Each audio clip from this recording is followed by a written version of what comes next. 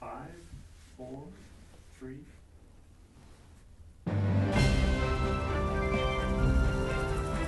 North Idaho College proudly presents NIC Today,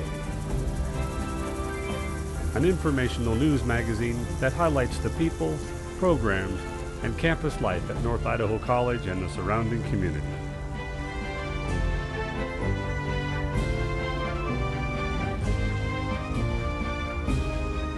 And now, your host and moderator, President of North Idaho College, Dr. Priscilla Bell.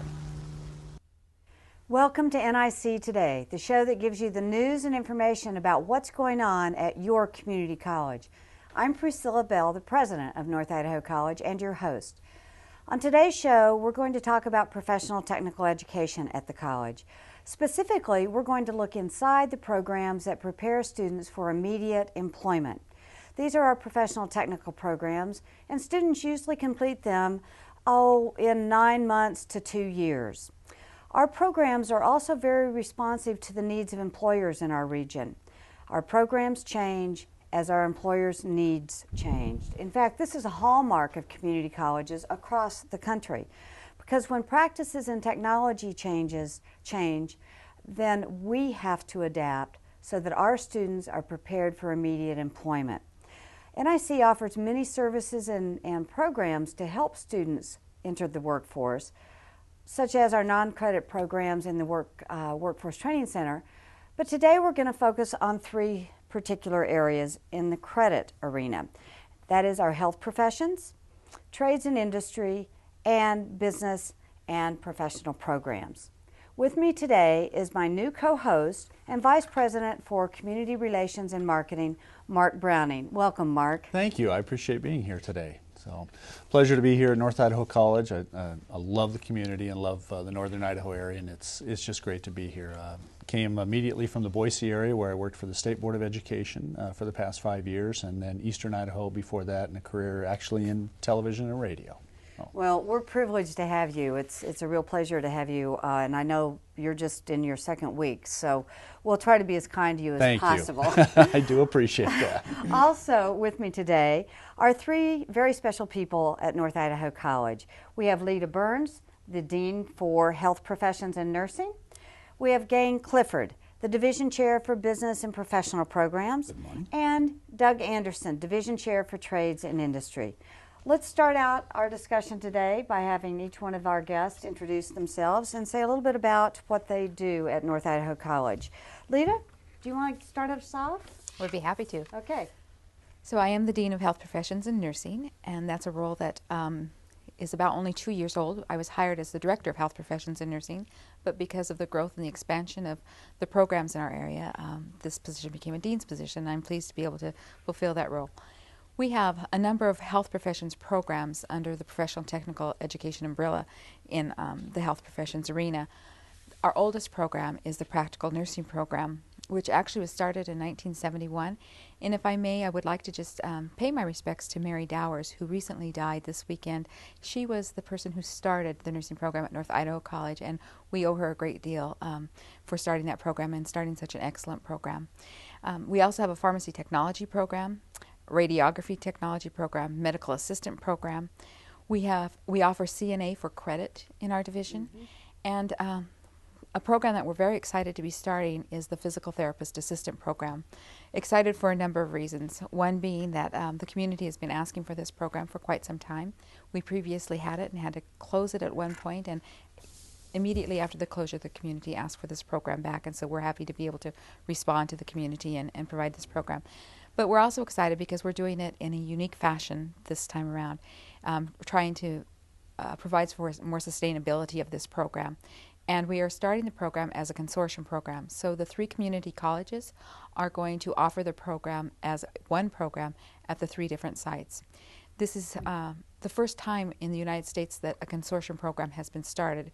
There are some consortium programs out there, but they typically are started at a university or another setting and then branched out to form a consortium. So CAPTE, the accrediting body for physical therapist assistant and physical therapy education, has agreed to allow us to try to start this as a consortium. We will also be offering the program to Lewis Clark State College through North Idaho College. That's truly amazing to be able to do a program here at NIC that reaches across the state of Idaho. Thank you. Thanks for sharing that. Let's go to Gayne. Gayne, Good would morning. you introduce yourself and tell us a little bit about what you do? Certainly. I'm Gayne Clifford. I'm chair of the Business and Professional Programs Division. And as the name implies, my programs are very closely associated with the business side of the professional technical side. I have 3 office administrative programs that primarily cater to individuals that are desiring to go out and work in various business offices in the community. I have 5 different medical administrative programs, everything from medical coding to medical office receptionist that work in that area. I have 2 legal administrative programs, including a 2-year paralegal program for people interested in the legal profession.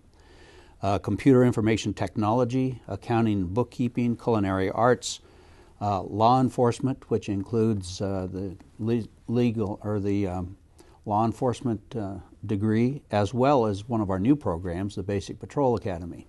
Oh, yes. This turned out to be a very popular program. And we're just completing a major federal grant on health information technology. This is over a $600,000 grant to train people to begin to deal in the influx of electronic records in the doctor's offices. And we have trained more than 300 people in the last 2 years in this program. So every class has been full. We've had nearly 98% completion rate and an extremely high placement rate of all those people that have gone through this program. Congratulations. That's quite a mark of It's- achievement, isn't it? It's my people that have been doing it. Yeah. They're great to work with. Very pleased to hear about that. Again, congratulations. Now let's turn to our third guest, Doug. Good morning, and how are you this morning? Just fine. I'm happy to be here today to talk about my programs, and first let me introduce myself. I'm Doug Anderson, Division Chair for Trade and Industry. I've been at the college 20 years now, and we have exciting programs in trade and industry. I like to refer to them as the fun programs because of the equipment we play with. The programs I have are automotive technology, computer-aided design technology, and I'll come back to that one, carpentry and carpentry management, collision repair technology, diesel technology, HVAC, machine technology, maintenance mechanic millwright, OPRV, which is outdoor power and recreational vehicle technology, and welding technology. And these programs comprise the core for most of the training that is needed out in industry currently, and we can pick and choose from these different programs to allow for some expansion of programs. The computer-aided design technology program, we just did a revamp of that program, and what we did is we took the program, it was a composite of architectural, civil, and mechanical, and we broke out those 3 distinct areas so that it's, I refer to cradle to grave in the program. The student starts in architectural or civil, and then they stay in that particular leg of the program. That's fascinating. I've heard a lot about that from some of the other people who've been involved in the program, so thanks for sharing that. Now, one comment I'll make is you talked about having some equipment that people play with. Some of your equipment is very large, I know from personal experience, because I've been behind the wheel of one of those big diesel trucks. Yeah, she got to drive the truck through the parade. I did indeed. It was quite an experience. Now, I know in each of your areas you have curriculum that allows for various entry points and exit points, so students can get different levels of training and credentialing and have the opportunity to come in, get some things accomplished in their academic career, move out, work, come back, and earn a higher credential if they want to. Would you each tell us a little bit about how that works in your areas? Gayne, do you want to start? Certainly, be glad to.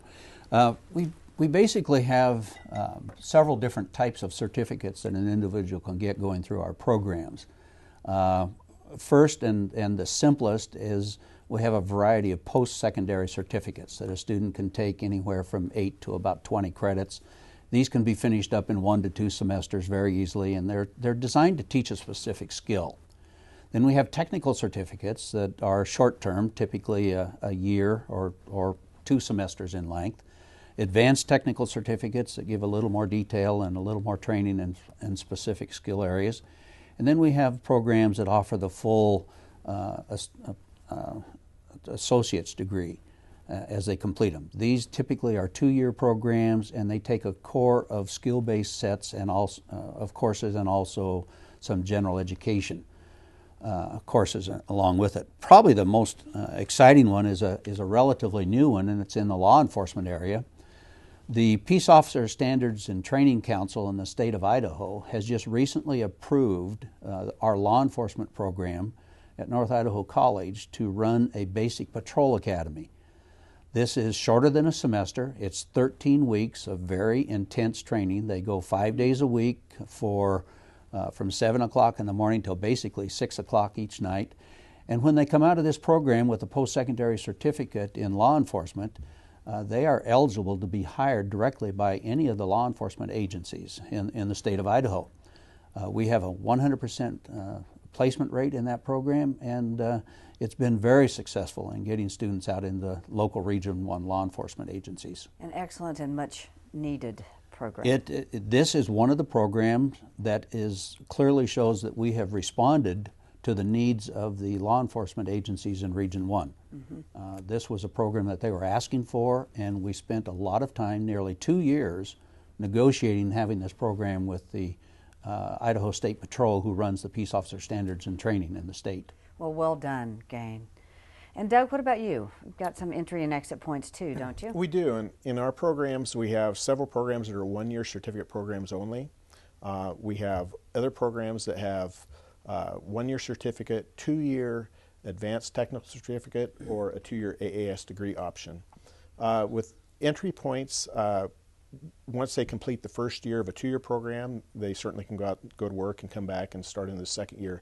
One of our objectives in our programs is try to break the programs up so we have multiple entry and exit points in the programs. Traditionally, these programs have been difficult to do that in certain areas like welding because of basic skill sets that will be needed. But our intention is to continue to build programs that allow for those multiple entry and exit points. Thank you. Thanks for sharing that. Now, Lita, let's turn to you. Okay.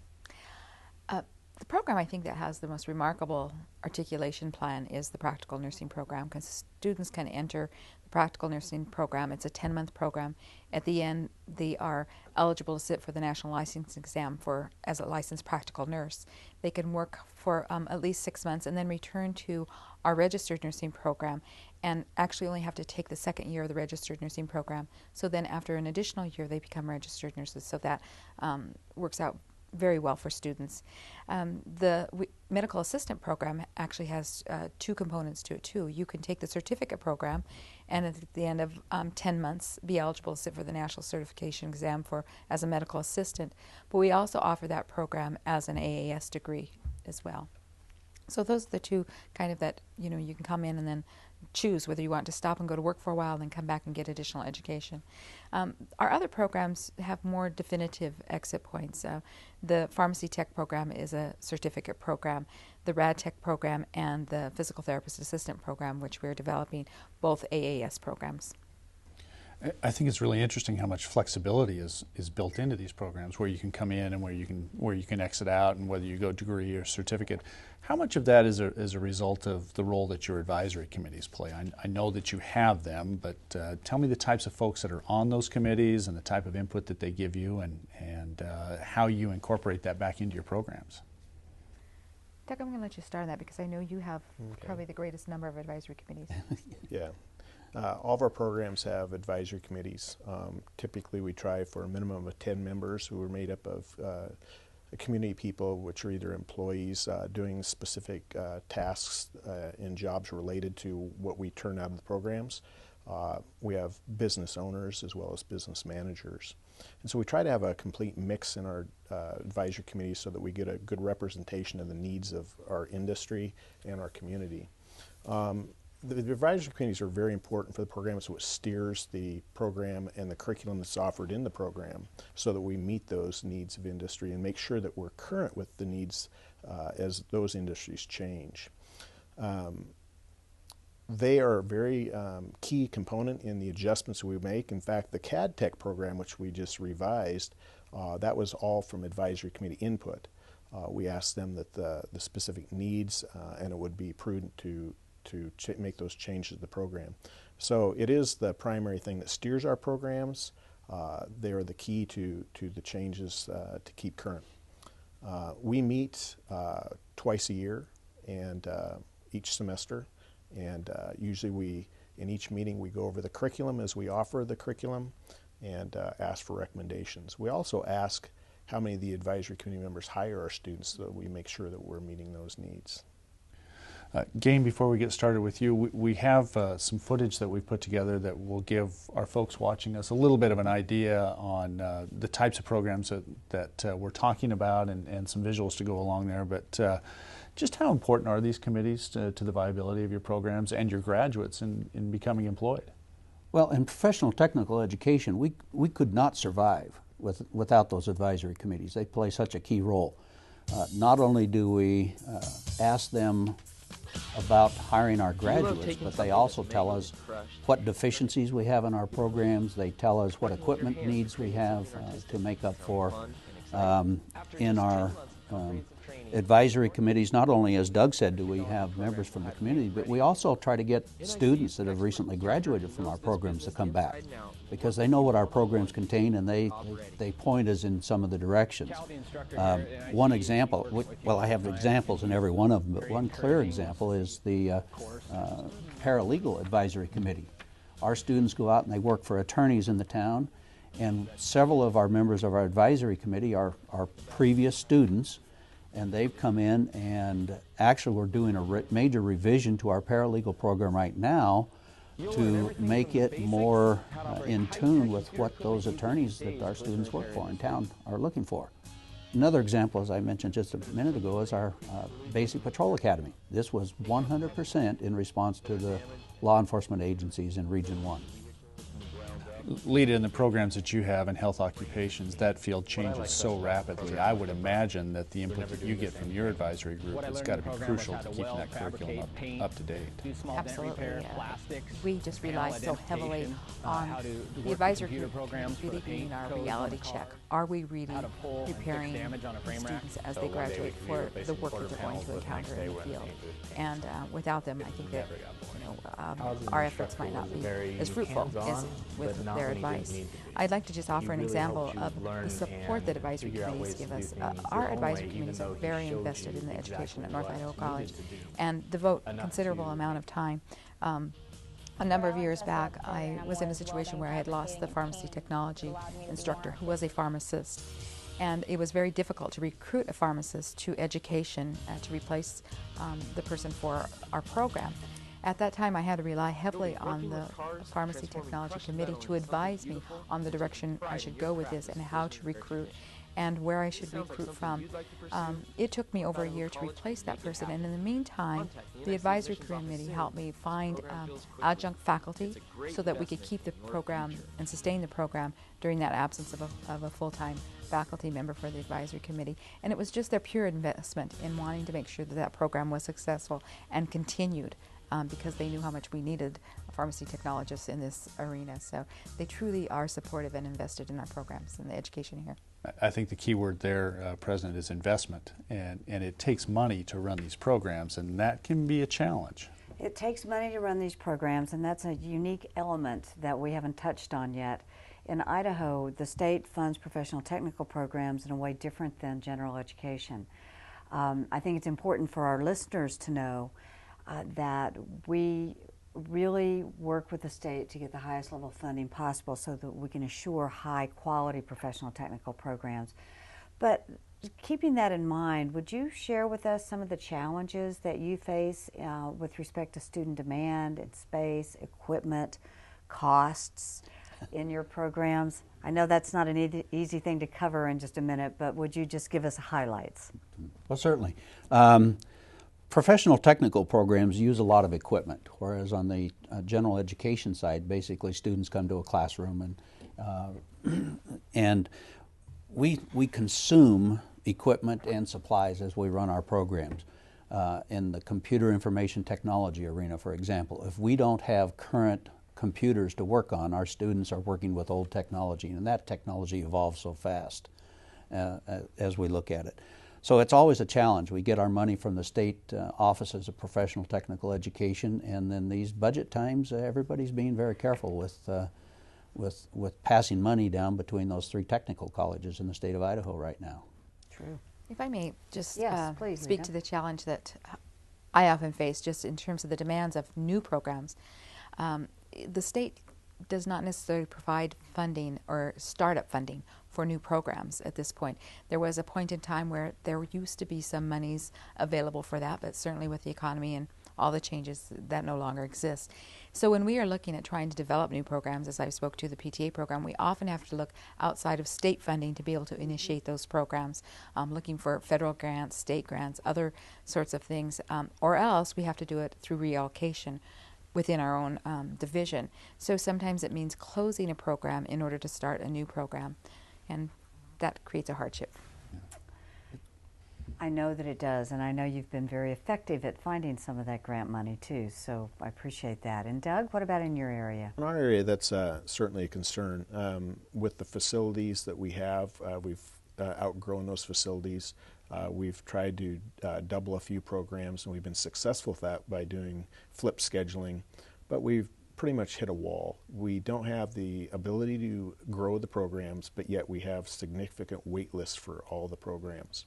Along with the facility, though, goes hand in hand the equipment, and that's twofold. The equipment is not only to keep up with technology, but as we expand programs is to add that new equipment needed to meet those student needs. Funding is certainly an issue in relation to the costs of our supplies, materials, runner programs. The welding program and the collision repair program are high need programs as far as consumables. So those are always the types of issues that we run into. With K-Tech, the potential there is for a lot of those students to come down to NIC and want to bridge into our professional technical programs, and having the space and the ability to take those students on is a concern. I know that it is, and we've worked hard with the Kootenai Technical Education Campus, K-Tech, to assure that we have articulation. Now we have to assure we have the space and up-to-date equipment to match it. Just one example, what would something like that diesel truck I drove cost? Well, actually, the diesel truck, that was a brand new truck that was purchased with money from the state and federal government through the Grow Green Grant, State of Idaho Grow Green Grant, and we were able to secure $132,000 to purchase the truck as well as the related equipment to go with it. That truck has got the newest emissions technology, computer-controlled automatic transmission, the braking system, air conditioning. Everything on it is the highest tech, so that the students are able to get some of the new technology. It's a pretty expensive piece of equipment, isn't it? It demonstrates why we need state funds to stay strong. And that becomes a real challenge, because the state funding, a lot of times, we're almost looked at as part of higher ed, but professional and technical programs are very unique, and we're really talking about career-ready graduates who go into the workforce at a much faster rate than what traditional 2-year and 4-year academic students do. And the bottom line, folks, we're talking about people who get in, get trained, get out, go to work, and start paying taxes. Isn't that what we're all about, is helping these people not only provide for themselves and their families, but helping to provide for what we need in the state and the area. So really what you're saying is that these programs that we've been hearing about today are the economic drivers for our region. Very much. And Absolutely. we need to keep those programs strong in order to keep producing the skilled workforce that our employers demand to grow our economy. Absolutely. Yeah. Well, we'll have to continue to work with our legislature to promote strong funding for professional technical. I want to thank each of you, Lita, Doug, Gayne, for joining us today, sharing with us information about your programs, giving us the inside look, if you will. And I want to invite our viewers to join us for our next NIC Today show, where we will focus on student leaders and the important work they're doing across the campus and in the community. For more information about North Idaho College, I urge you to go to our website, nic.edu. We hope to see you soon on campus. maybe for a basketball game, theater, music, or perhaps taking classes. Thank you again for joining us, and we'll see you the next time.